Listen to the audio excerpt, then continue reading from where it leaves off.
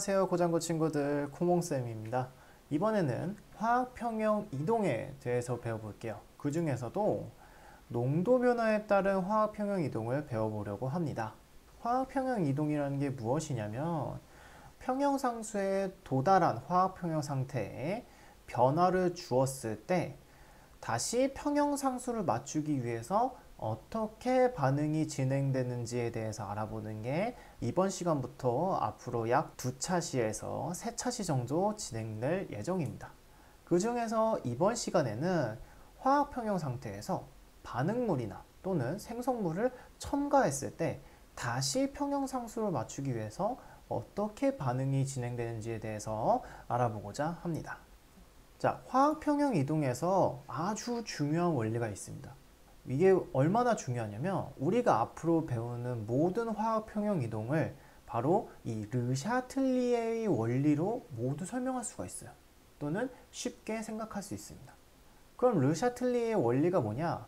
결론부터 말씀드리자면 농도, 압력, 온도의 변화가 화학평형을 이동시켰을 때 화학 반응은 그 변화를 감소시키는 방향으로 일어난다 라는 소리입니다. 자, 여러분, 이 르샤틀리의 원리는 농도에 의한, 압력에 의한, 온도에 의한 화학평형 이동을 할 때 선생님이 항상 꺼내서 설명할 거예요. 그때마다 르샤틀리의 원리가 어떻게 적용되는지 다시 생각해 보시면 자연스럽게 르샤틀리의 원리가 이해가 되실 겁니다. 아시겠죠? 자, 그럼 이번 시간에는 농도에 의한 화학평형 이동을 배운다고 했으니까 모형을 통해서 한번 설명해 보도록 할게요. 아주 간단한 반응을 갖고 왔습니다. 하나의 A가 두 개의 B로 분해되는 반응을 갖고 왔고요. 이 온도에서의 평형상수는 1이라고 가정을 해볼게요. 그리고 처음 상태가 주어집니다. 자, 처음 상태를 봤더니 A가 9개, B가 3개입니다. 자, 그럼 얘가 평형 상태인지 확인해 봐야겠죠? 그래서 반응지수를 구해봤더니 Q는 1이 나오게 돼요. 평형상수랑 반응지수가 같네요. 이 처음 상태는 바로 화학평형 상태라는 것을 알 수 있습니다. 그래서 이 상태에서 더 이상 반응물과 생성물의 양이 바뀌지 않을 거예요. 그런데 여기에다 무슨 짓을 하느냐? A, 반응물을 42개 추가합니다. 이게 뭐예요? 반응물을 농도 변화시켰죠. 농도가 더 증가하게 변화를 시킨 거죠. 여기서 중요한 거, 지금 우리가 실험하는 과정에서 온도는 변하지 않습니다. 온도가 변하지 않으니까 당연히 평형상수도 변하지 않겠죠. 그렇기 때문에 실험 과정의 모든 평형상수는 1로 고정되어 있는 것을 볼 수 있어요. 자, 그래서 반응물의 농도가 증가했습니다. 즉, 요 두 번째 상태의 반응지수를 구해봤더니 평형상수가 반응지수보다 커요.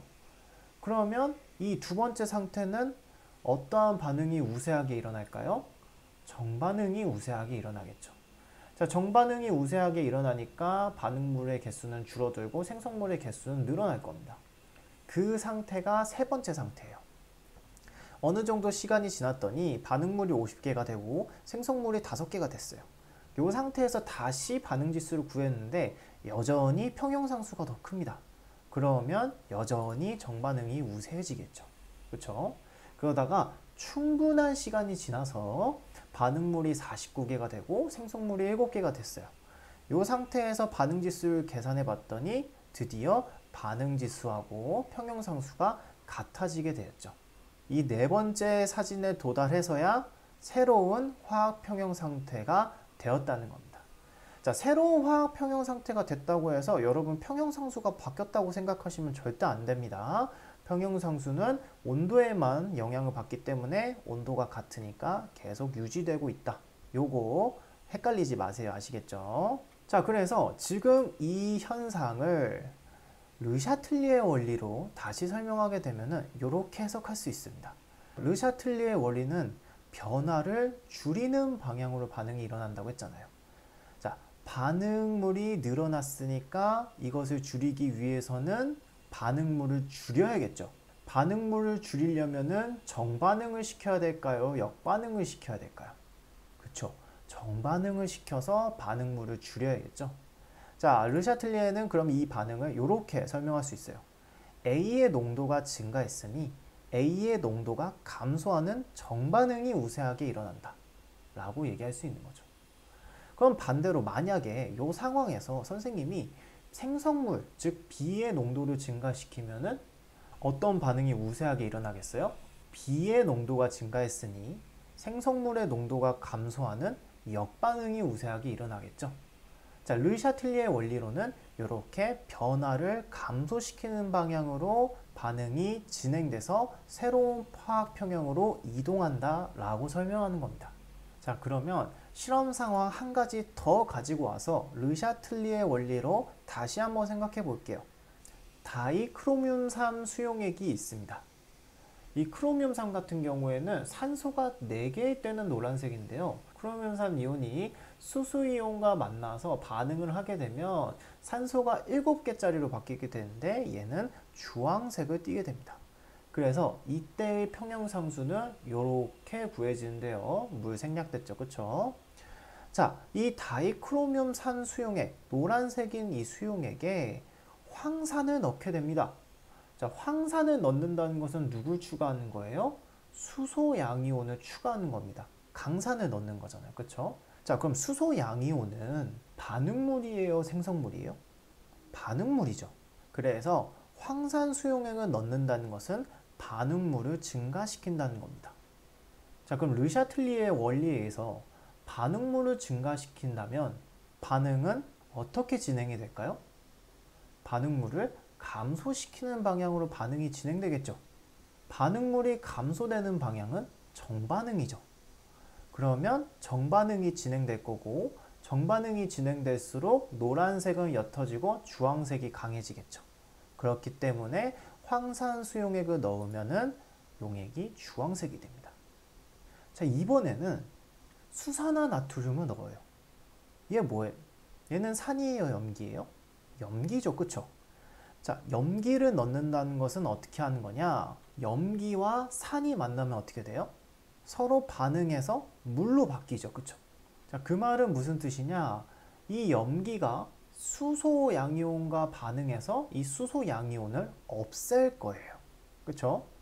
자, 그러면 염기를 넣는다는 것은 반응물을 없앤다는 겁니다. 줄인다는 거예요. 자, 반응물이 줄어드는 변화가 일어난다는 것은 앞으로 반응물이 증가하는 방향으로 일어난다는 거죠. 그쵸? 그렇기 때문에 반응물이 증가하는 반응인 역반응이 진행이 될 겁니다.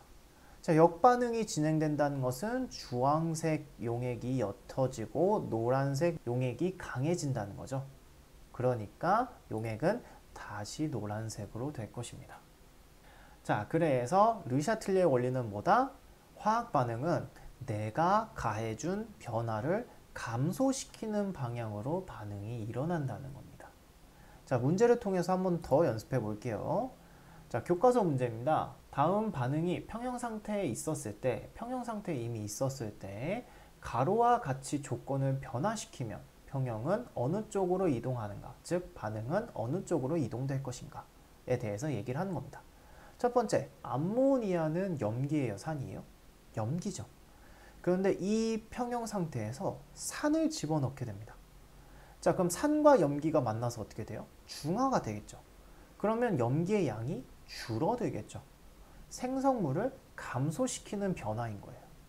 이 변화를 줄이기 위해서는 생성물을 늘려야겠죠. 생성물이 늘어나기 위해선 반응이 정반응이 진행돼야 될까요? 역반응이 진행돼야 될까요? 정반응이 진행돼야 되겠죠. 자, 두 번째 문제입니다. 자, 염화철 수용액을 넣는다는 것은 이 수용액 안에 철이온이 있을 거잖아요. 철이온. 그렇다는 것은 반응물을 증가시키는 방향으로 변화를 일으키겠다는 겁니다.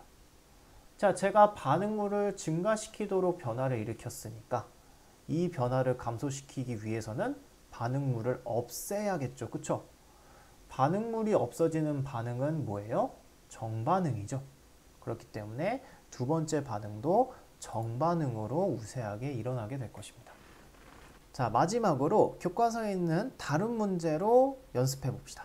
자, 오른쪽 그림은 A, B 반응이 서로 평형에 도달했을 때 가와 같이 조건을 변화시키고 시간에 따른 농도 변화를 측정하여 나타낸 것이다. 이때 가에서 변화시킨 조건은 무엇인가? 사실 그림에 답이 다 나와 있어요. 지금 보시면 가에서 A의 농도가 증가했죠. 즉, 내가 변화시킨 조건은 반응물인 A를 첨가한 겁니다. 근데 이거를 르샤틀리의 원리로 설명하면 내가 어떤 변화를 일으켰더니 반응물이 감소하는 방향으로 반응이 일어났죠. 이 말은 즉슨 반응물을 증가시켰으니까 감소하는 방향으로 반응이 일어났을 거예요. 즉, 내가 변화시킨 조건은 반응물을 첨가시킨 것이다. 이렇게 르샤틀리의 원리로 해석할 수도 있다는 겁니다. 자, 여러분, 르샤틀리의 원리 지금 귀로만 들었을 때는 엄청 헷갈릴 거예요. 그래서 헷갈리지 않기 위해서는 여러분이 천천히라도 주어진 문제 상황의 조건을 확인하고 이 반응이 어떻게 진행될지 차근차근 생각해 보셔야 됩니다. 예를 들어 반응물이 증가시키는 변화를 주었을 때 반응이 어디로 진행될까? 라는 문제가 있었어요. 그러면 반응물을 증가시키는 변화를 줬네? 그럼 변화를 감소시키는 방향으로 반응이 일어날 거니까 증가된 반응물을 감소시키는 방향으로 반응이 일어나겠지? 반응물이 감소되는 반응은 정반응이네? 그러니까 이거는 정반응으로 진행되겠구나. 이런 식으로 차근차근 생각해보는 연습이 필요하실 겁니다. 이렇게 자주 생각하다 보면은 르샤틀리의 원리를 좀 더 빠르게 해석하고 문제를 해결할 수 있게 되실 겁니다. 여러분, 오늘 수업도 듣느라 고생 많으셨고요. 다음 시간에 다시 뵙겠습니다. 여러분, 안녕!